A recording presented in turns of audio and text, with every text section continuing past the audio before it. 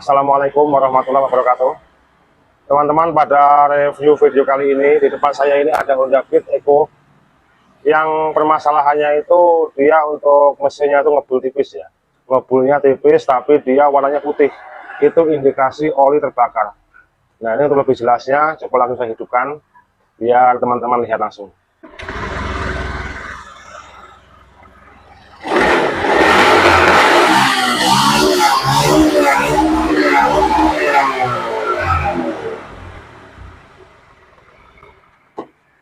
Nah, jadi seperti itu ya. Ini ngebul tipis kayak gini, itu ada beberapa faktor ya. Yang jelas dia itu oli kebakar ke ruang bakar. Nah, permasalahannya bisa jadi karena ring oli yang bermasalah atau macet, atau piston kitnya atau blok silindernya yang dia memang sudah aus atau rusak. Bisa juga dari seal clamp-nya yang bermasalah atau sudah aus.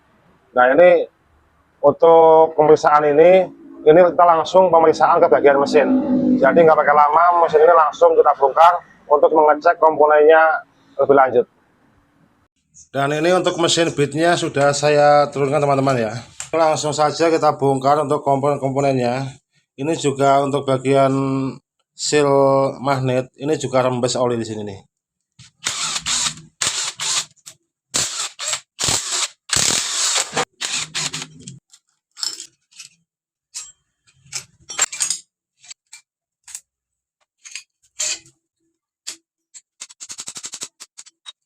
Ini untuk bagian pistonnya teman-teman. Ini sebenarnya pistonnya belum begitu terlihat aus ya, masih halus. Tapi ini untuk bagian blok silindernya, walaupun di sini itu halus ini ya. Ini sebenarnya ini yang jadi penyebab dia itu mesin ngebul. Ini kalau kita lihat sekilas kayaknya itu bagus teman-teman. Tapi ini sebenarnya ini sudah aus. Kelihatan dari baretnya ini. Tapi kalau di kamera dia nggak kelihatan karena dia agak ngeblur ya. Nah, ini untuk lebih pastinya ini coba saya lepas dulu untuk bagian ringnya.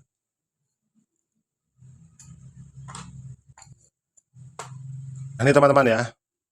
Ini celah pada ring ini terlalu lebar. Jadi dia kompresi itu bisa bocor atau oli mesin itu bisa bocor masuk ke ruang bakar. Karena ini kurang rapat sebenarnya ini gapnya ini. Ini tandanya untuk bagian blok ini sudah oval atau enggak rata atau sudah melebar di lingkarnya itu. Nah, ini nanti kita nggak bisa dipakai lagi. Ini nanti ganti seher, ganti piston kitnya ini. Ini kita ganti sama bloknya ini di oversize lagi. Artinya apa? Pistonnya itu kita naikin lagi ukurannya. Kalau ini standar kita naikin lagi ke oversize 50. Untuk bagian ruang bakar, ini keraknya ini sangat tebal teman-teman. Ini kerak ruang bakar. Kenapa dia bisa kerak tebal kayak gini? Yaitu akibat oli yang masuk ke ruang bakar, yang tidak kesaring sama ring kompresi sama ring olinya itu. Artinya apa? Oli masuk ke ruang bakar, ikut terbakar sama bahan bakarnya. Nah, sedangkan kalau oli itu tidak bisa terbakar sepenuhnya, dia meninggalkan kerak yang kayak gini nih. Ini kerak akibat pembakaran yang bercampur sama oli. Ini untuk bagian kruk asnya teman-teman. Ini lebih baik diganti aja untuk bagian stang sehernya ini. Ini untuk bagian stang sehernya ini kayaknya dulunya ini pernah macet ini atau kehabisan oli karena dia ada garisnya, sudah bergaris nih bagian tengahnya ini. Ini nanti kita ganti aja daripada nanti kita ganti sehernya aja. Ini yang nggak diganti nanti nggak lama nanti timbul masalah baru lagi mesinnya, nanti malah kerja 2 kali. Lebih baik ini kita ganti aja. Jadi kesimpulannya mesin ini kita bongkar semua.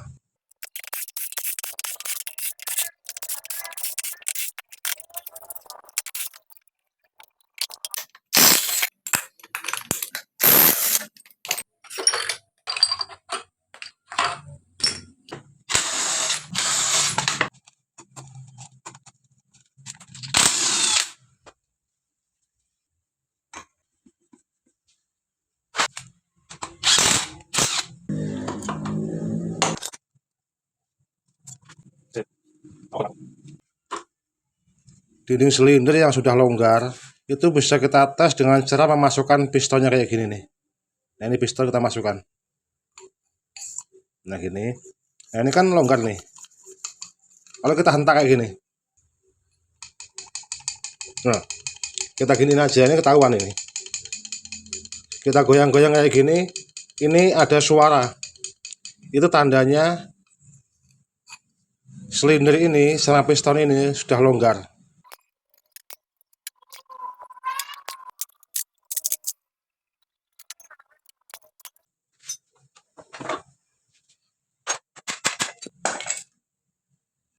Dan ini untuk komponen crankshaftnya teman-teman ya, atau prosengkol sudah saya buka.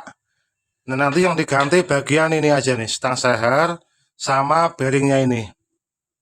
Ini bearingnya sudah agak aus juga nih, udah pada gosong.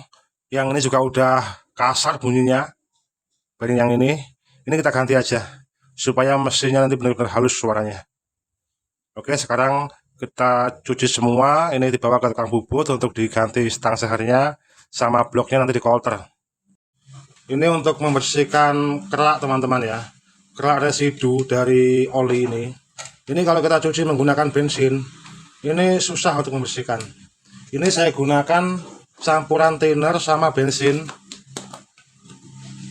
Ini campuran thinner kayak gini, dicampur sama bensin 50-50. Lalu disemprotkan menggunakan spray gun. Ini nanti hasilnya akan sangat bersih.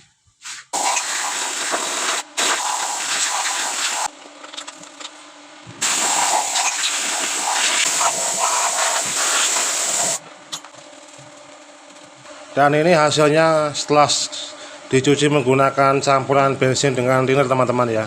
Hasilnya ini lebih bersih. Ini jauh lebih bersih daripada sebelumnya tadi.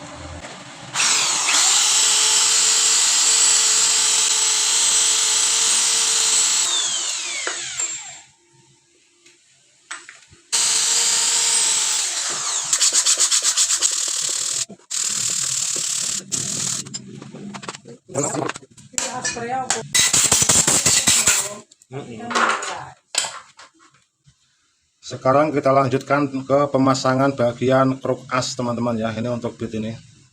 Nah, ini untuk kruk as Matic ini tidak menggunakan lubang oli di bagian ujungnya sini teman-teman ya, tapi dia menggunakan plat seperti ini. Plat ini fungsinya untuk menampung residu dan untuk menampung oli yang masuk ke bagian big end ini atau bagian pen stang seher. Nah, ini untuk oli dari Matic ini teman-teman ya. Ini oli itu masuk ke sini di pompa oli yang ada di crankcase kanan ini.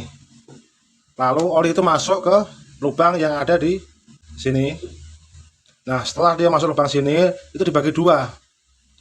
Yang satu naik ke head cylinder untuk melumasi bagian head, komponen camshaft, noken as, plato klep, atau rocker arm, dan klepnya sendiri. Nah, lalu sebagian masuk ke bagian kruk as melalui lubang yang ini. Lubang yang ini masuk melalui celah yang ada di coakan dudukan bearing ini. Baru dia masuk ke sini. Sebagian masuk ke sini, sebagian tertampung di plat ini. Nah, ini plat ini nggak boleh ada yang bocor teman-teman ya, karena ini fungsinya untuk menampung residu oli sebelum oli itu masuk ke bagian prosengkol atau masuk ke bagian stang seher untuk melumasi big end. Nah, gimana kok residu bisa ketampung di sini, plat sini? Nah, residu ini bisa ketampung ke pinggiran sini karena adanya gaya sentrifugal yang diakibatkan oleh putaran mesin itu sendiri. Residunya akan terlontar ke sini, ke pinggir sini semua nih. Makanya kalau kita buka ini plat ini, kalau udah lama gitu, di sini akan banyak residunya. Oke, sekarang kita pasang untuk bagian kruk asnya. Ini perlu diperhatikan saat pemasangan kruk as teman-teman ya. Jangan memasang kruk as dengan cara dipalu bagian pinggirnya sini. Itu enggak dihancurkan. Tapi kita pasang crankcase sebelah kanan, lalu kita press menggunakan baut itu sendiri. Nanti dia akan rapat dengan sendirinya. Posisi kruk as ini akan terpasang dengan sendirinya. Kalau kita palu bagian sisi sini, sini atau sini, bahkan sini, itu bisa membuat big end ini geser. Yang nanti akhirnya apa? Kruk asnya ini bisa oleng. Nanti malah menimbulkan masalah.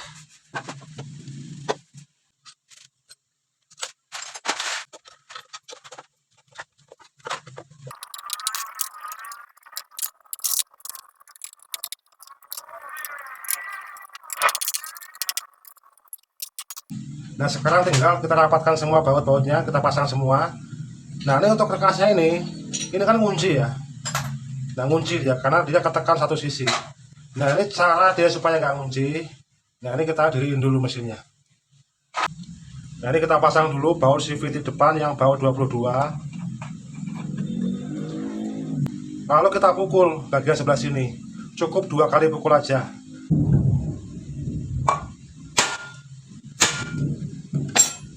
Nah kan dia udah bocor lagi, ya udah ya. Ini udah aman, tinggal dipasang. Sekarang kita pasang semua ini baut-baut crankcase-nya. Lalu kita pasang bagian blok silinder dan head silinder. Nah sekarang kita pasang bagian gigi pompa oli, tutupnya. Lalu kita pasang spool, magnet, dan kipasnya.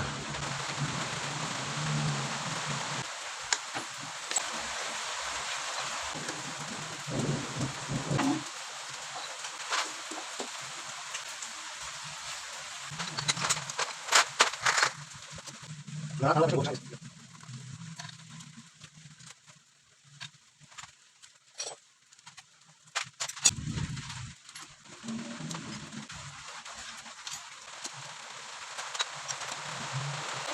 ini untuk pemasangan magnet, ini ada teori ya teman-teman, supaya kita memasang magnet itu gampang dan pasti pas. Jadi saat kita masang magnet, posisi sepi pengunci ini teman-teman, itu dijauhkan dengan coakan yang ada di magnet. Supaya apa? Supaya kita tahu posisinya sudah pas atau belum. Kalau dia sudah pas, itu ditandai dengan ada bunyi klek seperti itu. Itu tandanya sudah pas. Sekarang mau saya pasang. Oke, sekarang sudah pas. Langsung kita pasang bagian baut-bautnya.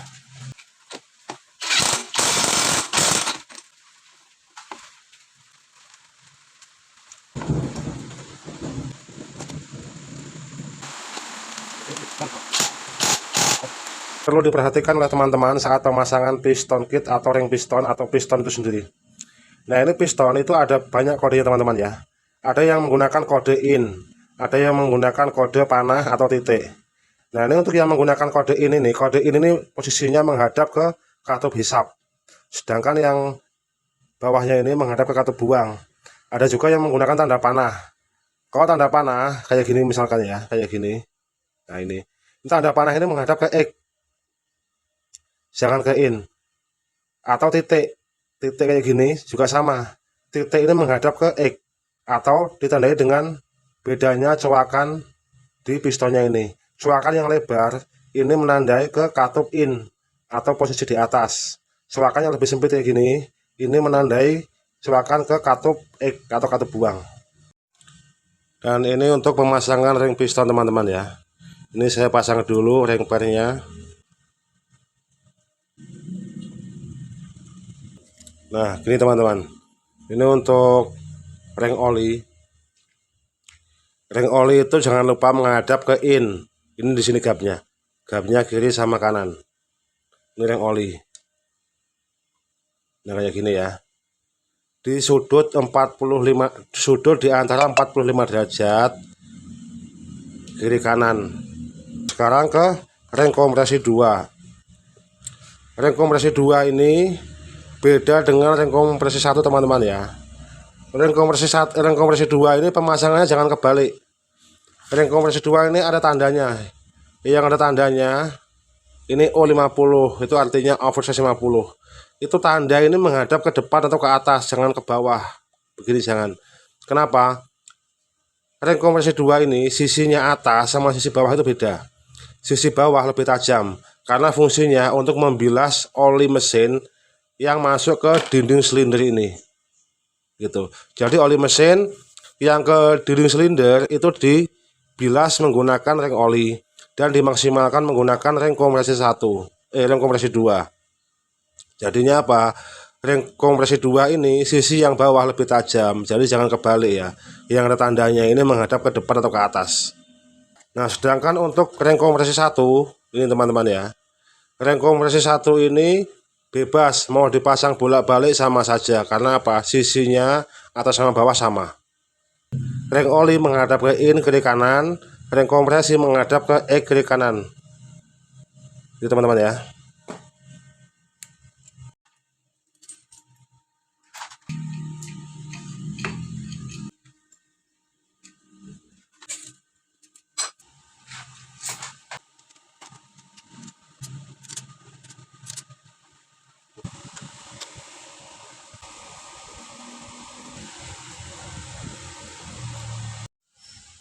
Untuk pemasangan silkruk A sebelah kiri teman-teman ya, itu supaya aman, supaya pel ini nggak lepas, itu pasang dulu bos pulinya ini.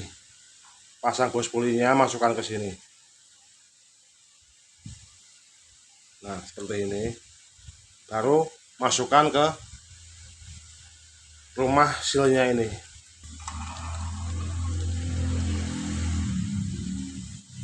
Nah, tahan, baru tekan.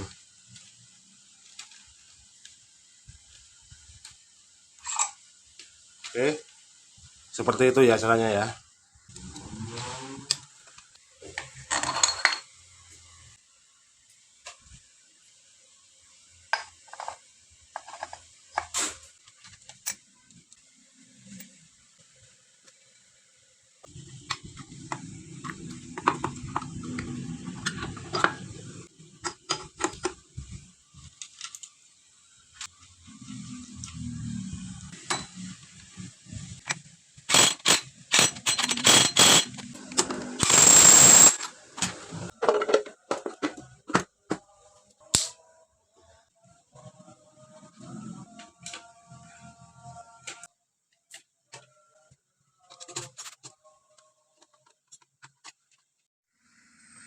Ini untuk pemasang atau perakitan mesinnya sudah selesai teman-teman ya. Sekarang tinggal kita pasang ke sasisnya, lalu kita rapikan semua dan mesin kita coba. Dan ini untuk perakitan mesinnya sudah selesai teman-teman ya. Ini langsung kita coba aja.